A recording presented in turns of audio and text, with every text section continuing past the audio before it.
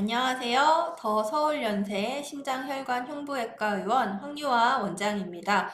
오늘은 하지정맥류를 이미 진단받으신 분들에게 내 상태가 얼마나 심각한 단계인지에 대해 설명을 드리는 영상을 준비를 했습니다. 병원에 내원하시는 환자분들을 보면 최근 들어 다리에 실핏줄이 나타나기 시작했어요 라는 단계로 내원하시는 분들도 계시고요. 불편한 건 하나도 없는데 이렇게 다리 혈관이 자꾸 튀어나와서 주변에서 병원 한번 가보라고 해서 왔어요 라고 하시는 분들도 계십니다.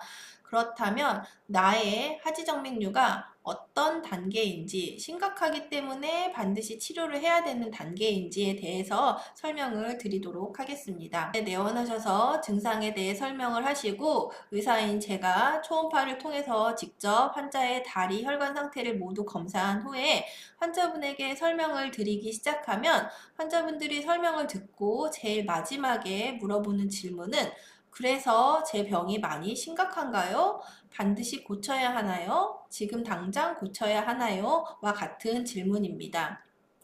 하지정맥류가 어떤 병인지에 대해서 먼저 잠깐 설명을 드리면 다리에서 쓰고 난 혈액이 심장으로 올라가는 혈관이 정맥혈관이다 라고 말씀을 드렸는데요. 혈액이 밑에서 위로 올라가고 위에서 아래로 내려오지 못하도록 조절해주는 장치가 정맥혈관 안에 있는 판막이라는 구조물입니다. 이 판막이 사용하면서 점점 헐거워지고 고장이 남에 따라 혈액이 점차 중력의 영향으로 역류하게 되어 위에서 아래로 내려오게 되면 정맥은 압력을 받아서 점점 늘어나고 구불구불해지는데요. 이렇게 해서 혈관이 돌출된 상태를 하지정맥류다라고 설명을 드립니다.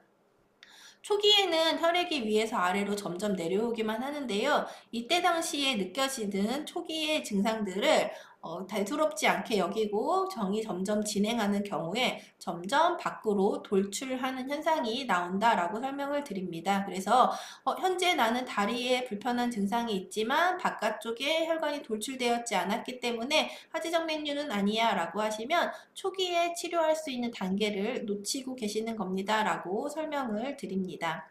그래서 내가 하지정맥류 초기일까 혹은 이미 너무 많이 진행된 말기일까를 구별하는 국제기준법은 CEAP 분류법이라는 기준에 따라서 분류를 하게 됩니다. 0기부터 6기까지 나누게 되고요. 여기에서 이야기하는 CEAP는 각각의 분류 기준에 대한 임상적인 단어를 의미하는 것의 약자라고 보시면 되시고요. 내가 어떤 증상이 나타나는지 외부에 어떤 증상이 있는지의 기준법이 C에 해당하고 원인, 어느 혈관이 고장났는지 고장이 나서 어떤 상태인지를 분류하는 것이 EAP의 각각 기준으로 작성을 하게 됩니다. 0기부터 6기까지라고 말씀을 드렸는데요. C0기 같은 경우에는 밖에서 봤을 때에는 다리에 이상이 전혀 보이지 않는 상태를 0기로 표기합니다. C1 같은 경우에는 내 다리에 실핏줄이 살짝 보인다 그러면 C1기다 라고 말씀을 드리고요. 약간 큰 혈관이 우둘투둘 튀어나와 있는 상태를 C2기로 이야기하고 다리에 부종이 있어요. 오후가 되면 다리가 부어요. 혹은 양말 자국이 납니다. 등의 다리가 부은 상태부터 C3기로 이때부터는 병이 조금은 진행한 상태로 평가를 하게 됩니다. 다리에 있는 혈관 질환들을 만성정맥 질환군으로 분류를 하게 되고요. 그 중에 혈관이 우둘투둘 튀어나와 있는 우리가 잘 아는 상태를 하지정맥류라고 이야기하는데 그것보다 좀 더 진행해서 다리에 부종 이상의 증상이 있을 때 만성정맥 부전으로 진단을 하게 됩니다. 부종 상태가 조금씩 그냥 방치되는 경우에 다리에 점점 색소 침착이 생기시고 이것들을 방치하는 경우에 다리에 궤양 증상이 생기게 됩니다. 보건복지부와 대한의학회에서 하지정맥류를 치료하지 않았을 때 어떤 합병증이 생기는지에 대해서 발표를 한 바가 있는데요. 첫 번째가 바로 부종입니다. 그렇기 때문에 오후가 되면 다리가 부어요. 혹은 양말 자국이 납니다. 다리를 누르면 이렇게 손가락으로 누르면 피부가 들어갔다가 금방 회복이 안 돼요. 이런 증상들이 있다면 하지정맥류가 꽤 진행한 상태를 의미하기 때문에 가까운 병원에 내원하셔서 다리 혈관 상태를 검사 검사를 해보실 것을 반드시 추천을 드립니다. 이런 것들이 방치되었을 경우에 조금 치료 시기를 놓치는 경우에는 피부에 염증이 생기거나 색소 침착이 생기는데요. 압력을 가장 많이 받는 발목 주변에 이런 변화들을 제일 먼저 확인을 할 수가 있습니다. 점점 혈관이 두꺼워지고 간지러워지고 긁으면서 각화증이 생기거나 피부에 마치 아토피 같은 증상들이 생기기도 하고요. 상처 혹은 정맥의 압력으로 인해서 피부가 궤양이 생기고 주변으로 착색이 생기고 상처가 자꾸 반복되는 일들이 일어나기도 합니다. 다리의 피부 상태가 이렇게 보인다면 내가 심각한 단계구나 라고 생각하고 병원에 바로 내원할 수도 있지만, 그렇지 않은 상태에서 내가 어느 정도 심각한 건가를 평가하는 단계를 설명을 드리도록 하겠습니다. 밖에 혈관이 돌출되지 않더라도 다리의 통증이나 불편감, 시림, 간지러움, 쥐남 이런 증상들이 아주 가끔 드문드문 난다면 조금 지켜볼 수 있지만, 일상생활은 가능하지만 그 빈도가 좀 매일매일 난다라고 한다면 어느 정도 병이 진행한 상태다라고 말씀을 드리고요.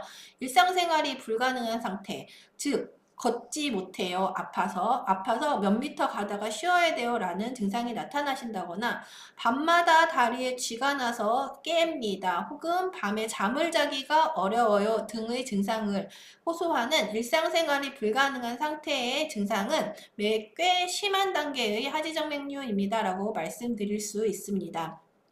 혈관의 돌출도 분류를 좀 할 수가 있는데요. 서 있는 상태에서 3mm 정도 이상의 혈관 돌출이 그냥 아주 드문드문 부분적으로 있을 때는 조금은 지켜볼 수 있지만, 종아리나 허벅지에 그 군락지들이 이렇게 많이 잡힌다면 그거는 어느 정도 진행한 상태입니다 라고 말씀을 드리고, 나는 이런 혈관 돌출이 허벅지에도 있고 종아리에도 있다라고 하신다면 이것은 꽤 심한 상태로 진행한 단계입니다 라고 말씀을 드립니다. 부종도 보통 발과 발목에 가장 먼저 생기는데요. 오후가 되면 살짝 붓습니다 할 때에는, 부종 증상이 생겼을 때에는 병원에 꼭 내원하셔야 됩니다 라고 설명을 드린 바 있고요. 그런데 이런 부종이 무릎까지 올라왔다, 그렇다면 꽤 많이 진행한 단계이고, 무릎 이상까지 진행이 됐다면 그것은 반드시 병원에 내원하셔야 되는 단계입니다 라고 말씀을 드립니다.